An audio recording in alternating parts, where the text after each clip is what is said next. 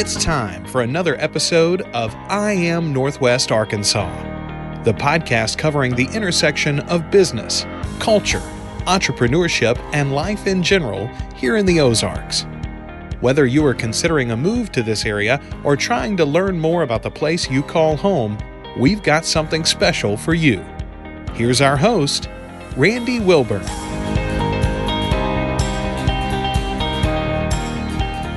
Hey folks, and welcome to another episode of I Am Northwest Arkansas. I'm your host, Randy Wilburn, and I'm excited to be with you as I always am. And today I'm excited because I get to talk about a subject that I don't know a ton about. Now, I have ownership of this subject that I'm about to talk about, but I don't have a lot of information. And so I thought it would be really helpful to bring an expert onto the podcast to talk about cryptocurrency. For some of you that may remember, we had the good folks from Mycelium on a while back, and I'll reference that actual episode in the show notes if you want to listen to that, talking about the Internet of Things and the Helium network that they are part of for their blockchain technology of the distribution of, like, it's kind of like a disarticulated internet, if you will. And if you want to learn more about Mycelium networks and what they're doing, they're just downtown, just south of right in that same parking lot where our Sega's is, where the coffee shop is,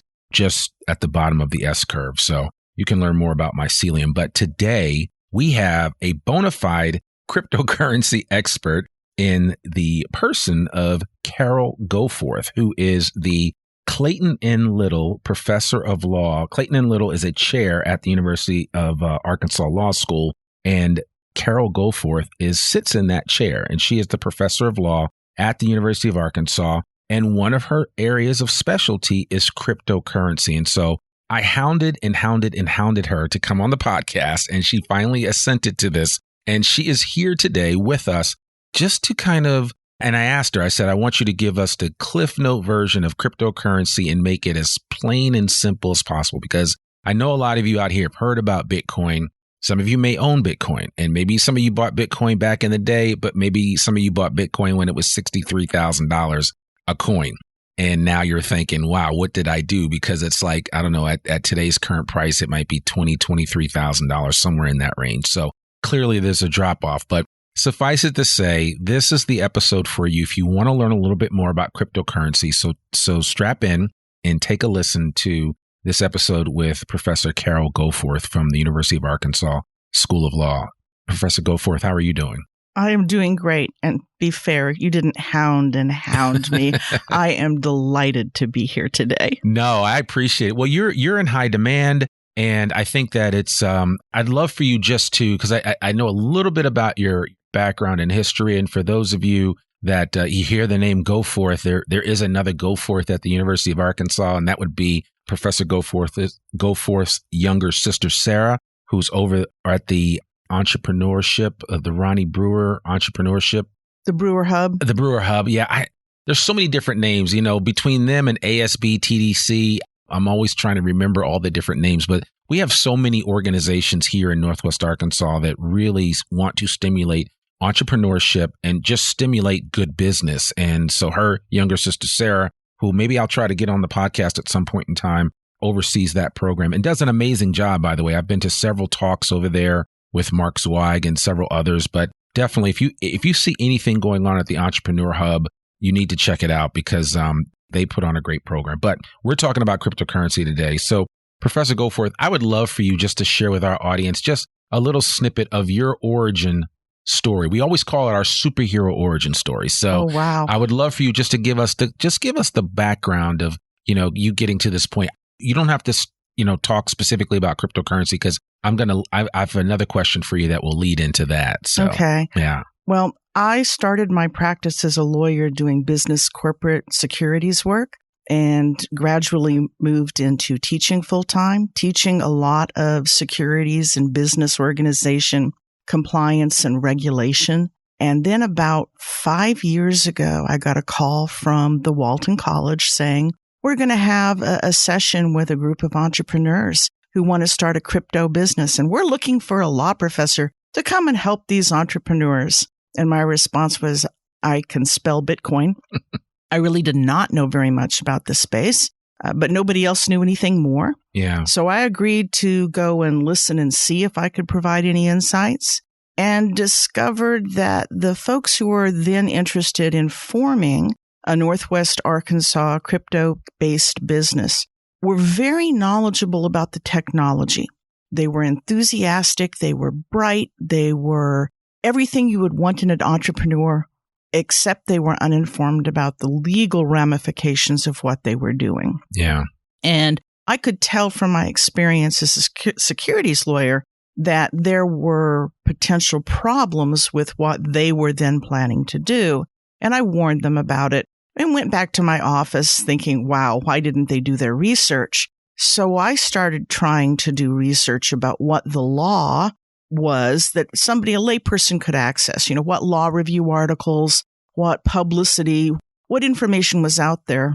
And there was virtually nothing. And all of a sudden it wasn't, oh, why didn't they do their homework? It was, well, why haven't lawyers and professors and folks who do know the law been writing about this? Because there is a growing demand and interest. So that sparked my journey into learning and writing about crypto assets. I have more than a dozen law review articles, 2 books, and it is an endlessly fascinating topic that continues to move so quickly that the law is always changing and always struggling to catch up. And there's always an audience and a need for more information in this space. Yeah. That's how I got started. That's how you got started. And I would say that, almost presented to you a new opportunity to reinvent yourself because you took a sabbatical. I did take a sabbatical. I had one of the wonderful things about being a law professor, about being a university professor in general, sure, is that every 7 years or so, if you have a new idea, something that you think of as this is going to take more time than I would normally have to get into it, yeah, the university will let you take the time to do a deep dive. And while there was very, very little written from the legal standpoint, there were literally thousands of articles and publications and short little notes and blurbs. And I read literally 1,000 different pieces dealing with various aspects of cryptocurrency.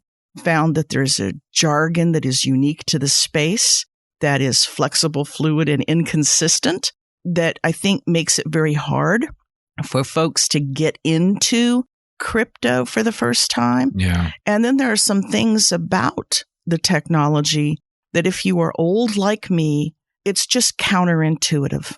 Right. It's just counterintuitive that if you look what a crypto asset really is, it's an alphanumeric sequence that is stored on computers. It's not a pretty little coin. It's not even a piece of paper.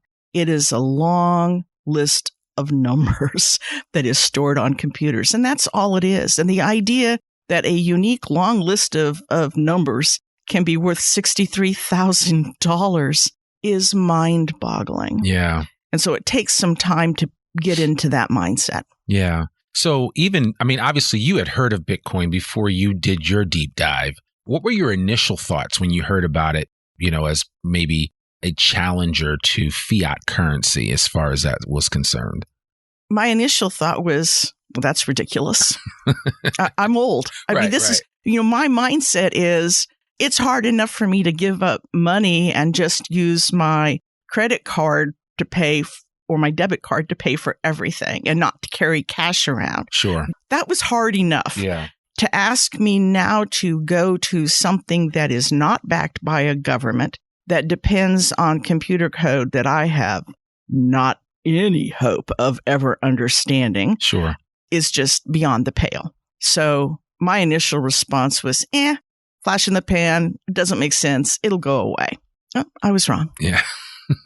Well, and I thought, and I have friends that have really benefited from cryptocurrency. I actually have one friend that he listened. I had friends that told me, hey, you should buy some Bitcoin back in the day. I just didn't listen. I was like, man, I don't know about that. Like you said, just like you. I mean, I'm old. I'm 53. I know I don't look it, but I'm getting up there, and I can trust things better when I can see them as opposed to not being able to see them. Yep.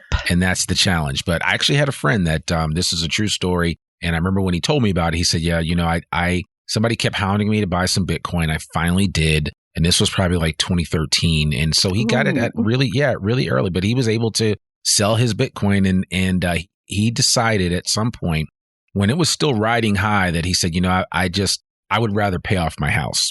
And he sold his Bitcoin and paid off his house. And, he was one of the few that I know that really benefited from it in that way. And you hear the stories about people that have enriched themselves with it. And sometimes, and I would say nowadays, which is why I wanted to do this program, is that people need to be even more careful about investing in cryptocurrency until they have a good understanding of where they're investing their money, whether they have the capacity to do that, right? Because even just investing in the stock market, you should only invest when you have money to invest and not on speculation. Right. And that's the big challenge right now, is that you have a lot of people that are pulling up their pickaxes and shovels as if this is the gold rush of the 1800s in California, and that everybody's going to eventually mine some gold out of this. And that couldn't be further from the truth. I think that's right. I think that investment in a market like the cryptocurrency market should be for money that you can afford to leave for a long time, or that you can afford to lose, or ideally both. And I think that's one of the reasons why you see regulators and legislators who tend to come down very heavy on the let's regulate the heck out of this, because we are worried about the unsophisticated or the unsuspecting who might see the stories and the headlines of the Bitcoin billionaires and think, oh, that's for me. I want to be, I want to make $1 million buying and trading Bitcoin, and not realize that for every story of phenomenal success, there are hundreds of folks who did not have that success, and many who lost virtually all of their investment. Yeah. And I got to think that, so now that you are a couple of years into this, into your sandbox of cryptocurrency understanding, I guess is the easiest way to put it, are you finding that more and more law students are gaining an understanding of what cryptocurrency is and how law does apply to it in its current form? I have, when I am able to teach regulation of crypto assets, which is a course that the law school is able to offer, I usually get very good student response. So over the, past few years, I have been able to teach a number of students in the law school. One of the other things that's just a great part of being a research institution, not only do I get to teach law students, but I get to guest lecture in courses that are taught in the Honors College and courses that are taught in the Walton College. I got to do a guest lecture just last week in one of those courses. Yeah. So I not only reach law students, but I get to warn the business students and the computer science students who are enrolled in these classes, so that they are at least aware that there are these legal issues and there are this whole host, I call it an alphabet soup of federal regulators, because they all use acronyms. Sure. I mean, I think that's actually one of the beauties of the cross-pollination of education at the University of Arkansas, is that you have experts like yourself that are able to and kind of navigate the waters of different schools at the university so that everybody benefits from your knowledge, and it's not just the law school, right? And you work with the ag department too, as well. Not so much the ag department, but we are also home to the National Agricultural Law Center. Okay. And they hosted a series of papers and research discussions on crypto in the agricultural sphere. Okay. Where my most heavy involvement at the university is actually with the Walton College Blockchain Center of Excellence, which that's a brand new program, isn't it? It's a relatively new. I think it's been up for 3 years. Dr. Mary Lassity has chaired that, and it's been phenomenal in terms of involving the industry and supporting programs and development of resources, again, for businesses that are interested in blockchain technology, not just crypto assets, but blockchain in general. Yeah. What so far in your estimation, based on what you know about this program and about this Blockchain Center for Excellence, what has been the biggest aha moment that has come out of the creation of this program? And what are your hopes for what it will be able to do in the future? The Blockchain Center of the Excellence is much broader than what I tend to do. My focus really is on how the government is regulating crypto assets. Yeah. The blockchain, the distributed ledger technology that enables, that empowers, that makes it possible to create these digital assets, also makes it possible to do things like monitor and trace and supply chain kinds of issues. So the support from and interest in not just little entrepreneurial businesses, but huge companies like Walmart. That is an interesting thing. And I think folks who are not associated with Arkansas have this view when you start to, oh, we also have Department of Agriculture. Well, yeah, you're Arkansas. Of course you've got ag. Right. In our backyard, we've got not the Fortune 500, we got the Fortune 1 company. Right. And it is involved in blockchain. And the extent to which the entire range of businesses and range of uses that blockchain can fulfill, I think it is probably the biggest thing coming out of the Blockchain Center. Yeah. And it's exciting because when you think of it, and I've heard you give some examples about, from an agricultural standpoint, ways that the blockchain can just benefit everybody, right? Yep. And you kind of talked about 2 layers of information that can be provided on the blockchain for, say, for instance, an avocado. Right. So a supplier for avocados can walk into a Walmart with certain technologies and be able to identify where that avocado came from, its origin story and everything, that for their benefit, right? And learn more about this. Well, it's not just for their benefit. I mean, one of the things that is critically important right now is when you have an outbreak of foodborne illness, the last thing you want to do is say, oh, it was spinach. Pull all the spinach from all the stores. When really the spinach that's a problem is only the spinach from one farm that went through one processing center. And if you have to wait for conventional tracing, you're talking weeks. Yeah. You can't afford to do that if people are getting sick. Sure. So you pull all the spinach. Right. When Walmart did a test with trying to trace mangoes conventionally, it was 2 weeks and 10 days. When they put everything on the blockchain, it was down to 2.7 seconds. I mean, so decreasing food waste. It's a big deal. Decreasing the risk of contamination, the human illness, the actual physical damage that a tainted product can cause. That's huge. Yeah. And it's not just to help the supplier and help the company, although it does, Yep. because decreasing waste is going to help their bottom line as well. Yeah. But it is a huge step forward in terms of all sorts of things that are important for the supply chain. Yeah. And I'm also thinking about just when you think of, can you maybe articulate what a smart contract is and what that's something that people have talked about, right? I've heard stories where people are like, well, the blockchain's going to revolutionize how we do mortgages and how quickly people can buy homes, and that there'll be these smart contracts that, are, what's the best word to describe it, that are infallible. Yeah. The best way to describe a smart contract, and I'm borrowing from the words of Vitor Buterin, the co-founder of Ethereum, it's neither smart nor a real contract. A smart contract is a part of the computer program that operates like a go, no-go switch, on or off. It's just, did this condition happen? Yeah. Yes, then this happens. Right. Did it not happen? Then that does not happen. Right. So all the smart contract does is let you tell, was a condition met or was it not met? Was this Bitcoin transferred? It was, next step happens. Right. It was not, next step does not happen.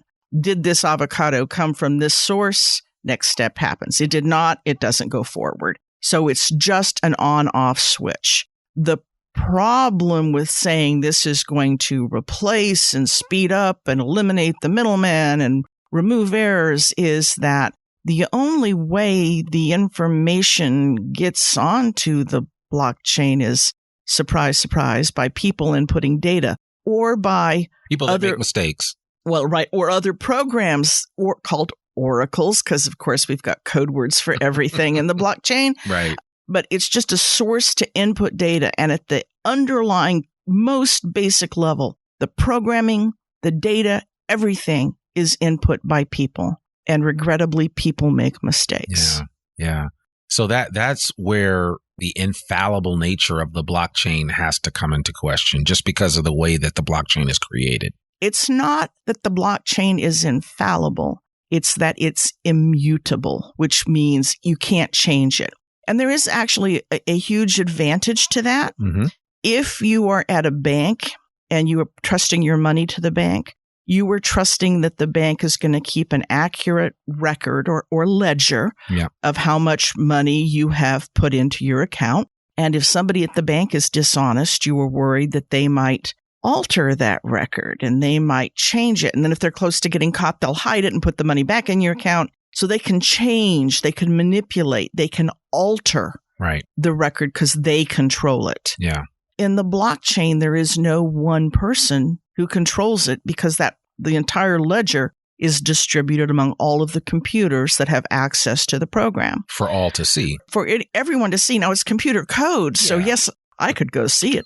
I don't understand it, but it's there for me to look at if I want. And if I am sophisticated, if I am a computer programmer, I can check out and tell what it's done. And even if I can't read it, I have confidence that it's not susceptible to being changed by any one person. Sure. So the immutability is a huge benefit, with the corresponding problem of, oopsie, I made a mistake. How do I fix the mistake? Because I can't unilaterally change it. And that's what sometimes causes disagreements in communities and splits and some division. Kind of forks. Yeah. Forks in the network, which you might also have heard. Again, code words. Yeah. And I mean, we've heard about cryptocurrency theft. We've heard about, I mean, there are just, I mean, I don't know that they have figured that out yet, right? So cryptocurrency theft is not because the blockchain has failed. Cryptocurrency theft usually happens because folks have not adequately protected the passwords that prove their ownership of the asset. Yeah. And either they have passed it to a exchange or a wallet service, or they haven't maintained this security and somebody else has their public and private keys, which are the equivalent of like passwords. Sure. Or the exchange or the wallet service is hacked and somebody gets access to the business's password or keys and steals the assets, or finds a bug in the programming and exploits it, causing headlines. Exactly. Massive theft. There have been several documentaries about that. And, and a lot of people still think to this day that Bitcoin is a scam. Oh, yes. Yeah. So, and that Satoshi, that they don't know who Satoshi is. And, that's the quote unquote supposed to be the founder of Bitcoin. And well, Satoshi is the name that was used by whoever wrote the original white paper. Right. And that was in 2008, I think. 2008, with the first transaction actually taking place in early January 2009. Right. Yes. And to think that some of these trends, I've heard some crazy stories, like at the early stages of Bitcoin, people would use like Bitcoin to buy pizza. And one guy used Bitcoin to buy a pumpkin spice latte, which I've not heard that one. Yeah. And so there were a couple and they did the numbers and they were like, that was like the most expensive latte ever. And 10,000 Bitcoins for 2 large Papa John pizzas. Right. So, which even at today's prices, that's 20,000 times 10,000. Yeah. It's a lot. I don't do public math. I'm as big a fan of pizza as the next person. Right. That's a little much. It is a little bit much. Okay. So I want to ask you about a concept that I've heard over and over again about what they think the benefit, because then you also have, we've talked a little bit about smart contracts. And again, this is just a real cursory glance at cryptocurrency. So please, everybody listening to this, do not take any of this and then go run and make cryptocurrency investments. This is just for information only and for your edification. I encourage you. I'm actually here at the Fayetteville Public Library and the Center for Innovation. Shout out to those guys. I always give them some love whenever I'm here recording, but they have a lot of information here at the library that you can get your hands on. Professor Goforth has amazing videos that you can watch to hear her talk about it from her perspective and from the perspective of what they are studying in the law school about cryptocurrency. And then if you want to learn about the Blockchain Center of Excellence, they have videos. So there's a lot of information out there. And I encourage everybody to spend a little bit of time understanding it before you invest. Because trust me when I say this, and I have some friends that have the scars to prove it, you can lose your shirt trying to think you understand the market when you really don't, and just kind of jumping in without any real protection. And I bring all that up to say that there's another aspect of smart contracts that, I've heard people talk about, and you can maybe shed some light on this. But one of the benefits of the blockchain and of smart contracts, and also of non-fungible tokens, NFTs, which we've heard about. I own a few, but one of the benefits is that you can sell portions of ownership in something and not relinquish the whole thing, right? And one of the examples that I've been given in the past is like, say you own a piece of property, and if you do a smart contract with this property, you can obviously set the contract up any way that you want to, and maybe hold back a portion of the property so that in perpetuity, every time that contract changes hands, you could get something from that, right? Or it could be a house, but in this case, say it's, if Picasso lived today and he sold his paintings and he put his paintings out as NFTs, that any time that his painting changed hands in a contract, you could write up that his family gets a certain percentage of those sales in perpetuity, because this is an unassailable contract. Have you heard that concept? Or? Sure. Okay. Yeah, an NFT stands for non-fungible token. Right. Non-fungible meaning everyone is a little bit unique. So there's supposed to be something about each NFT that sets it apart from every other NFT. Think of it like if Picasso lived today, and instead of just having his original painting, he did lithographs. And so he does a series of 700 lithographs, very high quality reprints, reproductions of the original painting. They're each signed, they're each numbered, they're each a little bit unique. And over time, they're going to have a different provenance, and they're going to be kept up in a different way so that they aren't completely identical to every other lithograph of that piece of art. Right. And so if I, instead of doing it with a tangible thing that's in a frame that I can carry around, I digitize it, and I have this digital representation of this artwork, this piece of property, this asset of whatever it is.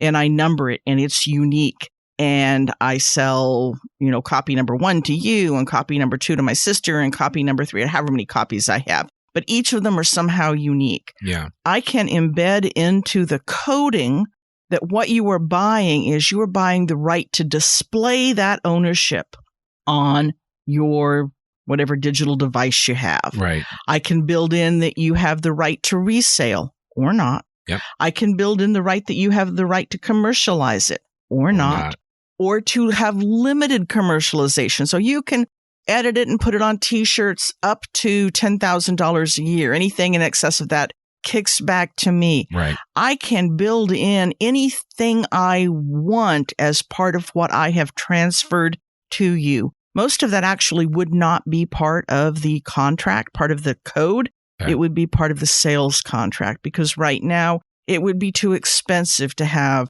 a very, very, very long contract embedded into the code. So would that sales contract be a smart contract as well? No, it would not. It would not be on the code. It would be just a contract for sale. When I buy this NFT, what am I really acquiring? And it is not a crypto issue. It's not a blockchain issue. It's a contract issue. So you might have heard that I think a group of investors in the United Kingdom spent millions buying an NFT of the original manuscript of Frank Herbert's Dune. I heard about that. And they immediately posted, we're going to do such wonderful things. We're going to do an animated series, and we're going to do a prequel, and we're going to not so fast. They did not buy all of the copyright. What they bought was whatever the contract gave them. Sure. And it apparently did not include all of that. Okay. So knowing what you buy, exactly what you said, fools rush in. Yeah. Don't be too eager. Yeah, that's a good way to do it. We're not calling anybody that's listening to this a fool. No. Well, we're saying that, this is something that you need to be aware of. And I think, I'm glad you elaborated on that point because I think it's important. And I've heard there's a lot of people that I actually have a lot of respect for that are out there on the internet talking about all the different ways that you can take advantage of cryptocurrency and specifically take advantage of the blockchain and NFTs. And, I got to admit, I have a couple of NFTs, some really cool ones. Not, I don't have one of the apes or anything like that. I wish I did, but I have a crypto kitty. I don't have a crypto kitty. Okay. No, those things are worth a lot, but and some I don't know of them. Some of them. But again, a lot of the value of them rise and fall with the underlying value of the cryptocurrency that they are pegged to in certain cases. So I know that, a lot of these NFTs are pegged to Ethereum, and it's not so much that they're pegged to Ethereum, it's that they trade on the Ethereum network. Right. And the cost of doing business, the cost of doing a transaction on the Ethereum network goes up and down. And so if it is very expensive to transfer things, that's going to make the market less enthusiastic about buying. Right. And that is definitely a factor in, am I willing to put my money up and buy that not ape from you? Right. So, and I mean, in all these things, you would hold in a wallet and, there's this whole talk about. When you say hold in a wallet, that makes people think that they are actually storing the crypto asset in their wallet, like you store credit cards. Right. You don't, that's not the way it works. A crypto wallet, and I hate that the crypto space has taken all these words that people think they know, right, and they use them in a different way. But a crypto wallet just stores your public and private keys, your passwords. Yeah. It does not store those alphanumeric sequences that trigger certain rights or certain abilities. Those are not stored anywhere on your device. Those are shared among the computers in the network. Okay. And that's good to know. I'm glad you clarified that. And that's why I'm having you on here in the first place. It's just for some education. Because I know there's always like people say, oh, well, if you want to protect your information, you should get a cold wallet. And a cold wallet is just a wallet that is not connected to a network directly. That's right. It is just a device that you can unplug. Yeah. Think of like a USB key or while it is unplugged, nobody can hack it. Right. Yeah. So, but you can still lose it. Yes, you can lose it. Which means that you wouldn't have access to your public and private key, which means you couldn't prove, hey, guys, I really am the person who owns that NFT, that Bitcoin. Yeah. That alphanumeric sequence is mine. Right. Well, prove it. And the other part is like if you lose your password, then you're kind of...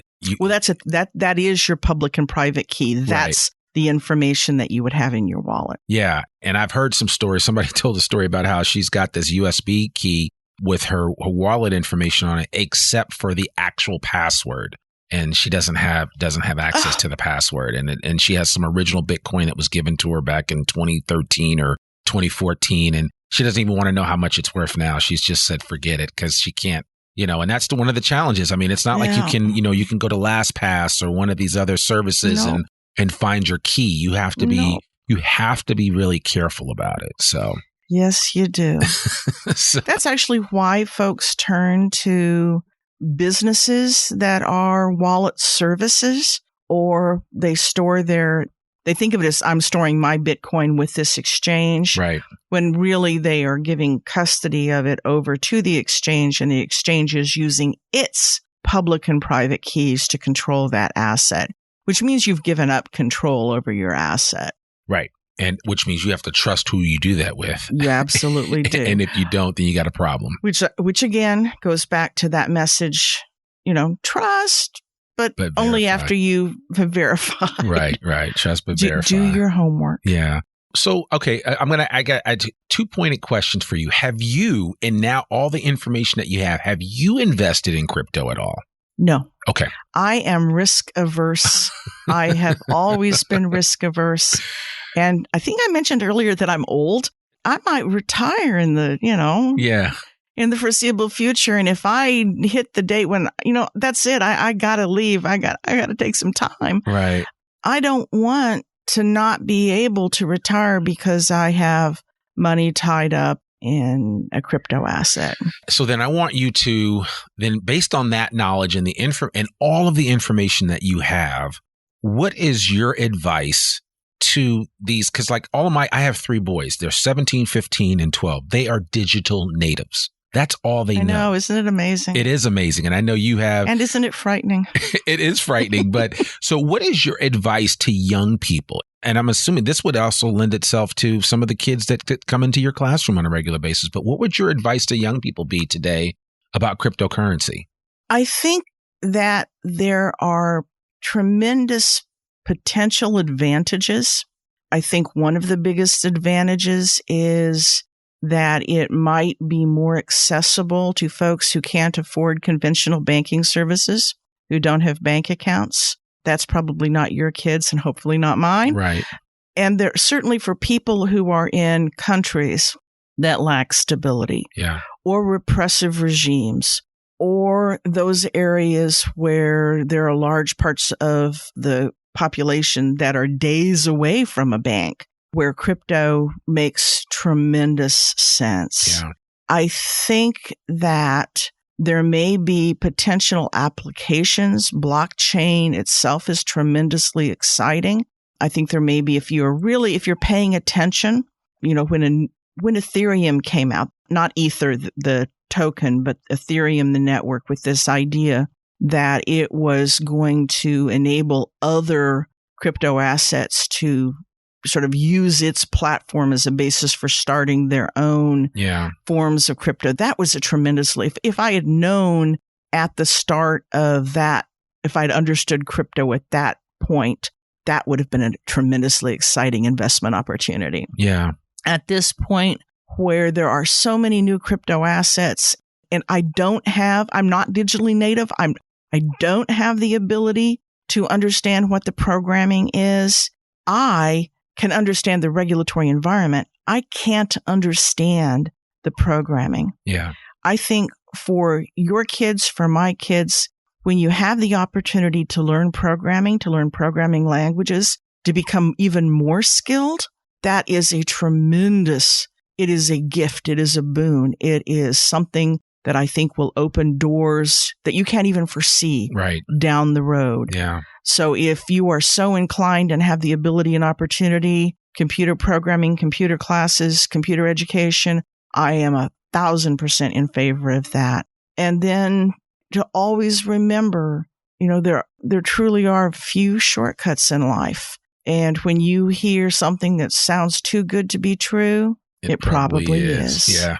So you've said a lot today, and one of the biggest things I heard you say, which there are a lot of prognosticators out there that have clearly said that the dollar, that fiat currency, is on a slow burn, and that we're starting to see the demise of currency in the way that we've always acknowledged it. I would say that based on everything you've said to me is that you're basically telling people to slow down on that idea because you don't think that would be the case. Well, there is one complicating thing that I have not yet mentioned, and you may hear references to CBDCs, which are central bank digital currencies. Yes. All of the crypto assets you and I have been talking about, the NFTs, the Ether, the Bitcoin, those are private cryptocurrencies. Those are not backed by any government. Sure. Well, what happens if the government finds a way to put a fiat currency on the blockchain? It could be faster, cheaper, more accessible. It could have the advantages that crypto offers without the disadvantage, which is who created the programming? Yeah. How secure is it? Who's in control of this? Who's making a profit? Right. Is there some hidden backdoor to this programming that I don't know about? So if you kind of trust your government enough that's the operative word, right? It is. Yes. But yeah, if you hate the government, you hate the idea of you're dealing with the government, okay, a Bitcoin, private cryptocurrency might be nice. But I think most of the world certainly most big business doesn't operate that way. Right, sure. And you can't get away from big business because even if you're doing cryptocurrency, you are dealing with big businesses like Coinbase and Kraken and Gemini, the big players in the crypto exchange business, the crypto wallet services. But the CBDC would be a government-backed crypto asset that I do think eventually is going to be the game changer. So it's not true that fiat currency as we know it is going to be replaced by Bitcoin or some other crypto asset. Eventually, I think it's going to be predominantly replaced by a CBDC or a group of CBDCs. And from your perspective, in your area of expertise, from a legal aspect, if that happens, it will be much easier to regulate than the private cryptocurrency. They don't have to regulate it. They'll control it. They'll control it. Okay.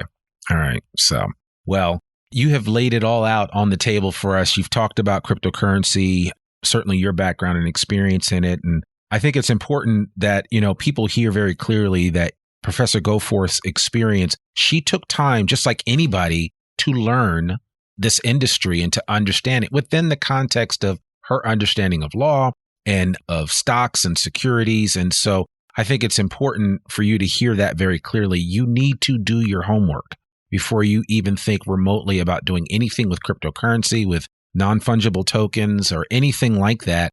Do your homework first before you jump into the water so that you know what you're getting into. Unless you just want to play. If you've got a few $100s that you want to invest, which is what I did, yeah. Just because you want to say, hey, I'm cool. Right. I own, it's not an ape, but I own an NFT or two. I own an NFT. That's exactly what I did. That's fine. Yeah. This is, life is too short not to have fun. And if this is something that really sparks your interest, go for it. Yeah. But please don't sell your home. Right. And don't cash out all of your CDs IRA, and everything and just put it all into cryptocurrency because that may not end well for you. So correct. Yes.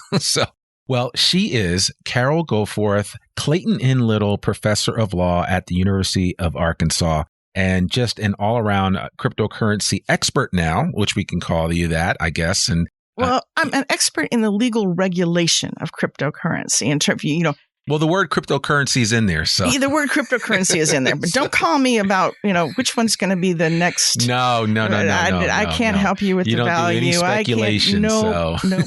No. Well, I appreciate you taking the time out of your schedule to come sit with us and just kind of give us a little introduction to cryptocurrency. We're going to call this episode Cryptocurrency 101, and we really appreciate you doing that. And we wish you nothing but continued success with everything that you're doing at the University of Arkansas and the School of Law, but then also all the things that you put your hand to throughout the University of Arkansas ecosystem. So thank you so much for your time today, and we really appreciate you. It has been an absolute joy. Thank you.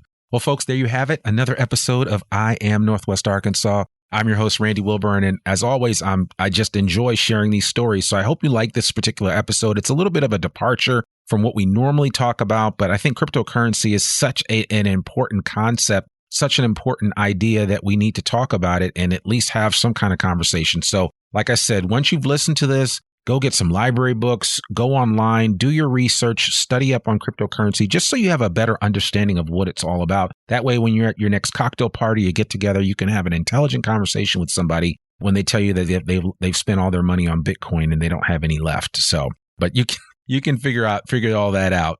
Remember, our podcast comes out every Monday, rain or shine. You can find us wherever great podcasts can be found. And I always ask, if you want to write us a review, please do it on Apple Podcasts. Let us know what you think about the podcast. Give us, some feedback, and we might even mention your review on a future episode. I'm Randy Wilburn, the host of the I Am Northwest Arkansas podcast, and we will see you next week. Peace. We hope you enjoyed this episode of I Am Northwest Arkansas. Check us out each and every week, available anywhere that great podcasts can be found. For show notes or more information on becoming a guest, visit iamnorthwestarkansas.com. We'll see you next week on I Am Northwest Arkansas.